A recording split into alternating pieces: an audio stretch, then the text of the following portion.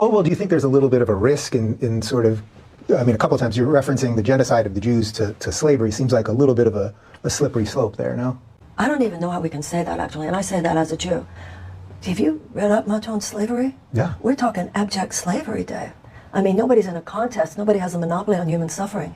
If you started slavery in 1619 and you had 2.5 years, two and a half centuries, and then at the end, there were 4 to 5 million enslaved people. Do you realize generation after generation how many millions of people we're talking about? Right. Well, I'm not diminishing that, but you can also talk about the extermination of 6 million people and the amount of people that never lived because of that would be alive. Or your ancestors from Russia who were never given anything and came here. But the Germans have paid reparations. That's kind of my point. The fact that Germany paid reparations, Germany has done full-on mea culpa. Germany has done full-on mea culpa, plus reparations, plus a guarantee that every generation theretofore would receive full Holocaust education. That's kind of my point. They cleaned it up. And the fact that it doesn't mean that they can make the Holocaust not have happened, but it has had a tremendous moral, psychological, and emotional effect reconciling Germany with the Jews of Germany and the rest of Europe. That's what reparations do. It is just like in a personal relationship. All that a nation is a group of people.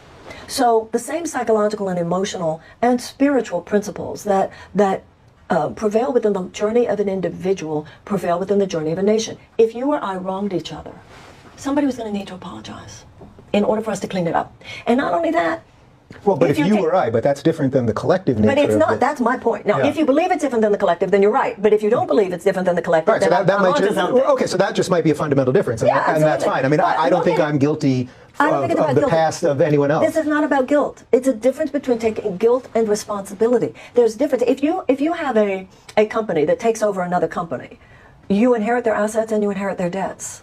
And so America inherited the debts of the South. And also there was a lot of, systemic racism that wasn't just in the South either. You know, after World War II, the German chancellors and prime ministers, there was a lot of apologizing that went on. And you know something else? There was a pope around 3 popes ago, I think his name was John Paul. He coined a phrase which I thought was so brilliant: purification of memory. And he said, if you do not apologize for what he called a sin in your past, then you remain unconscious of the ways you repeated in the future.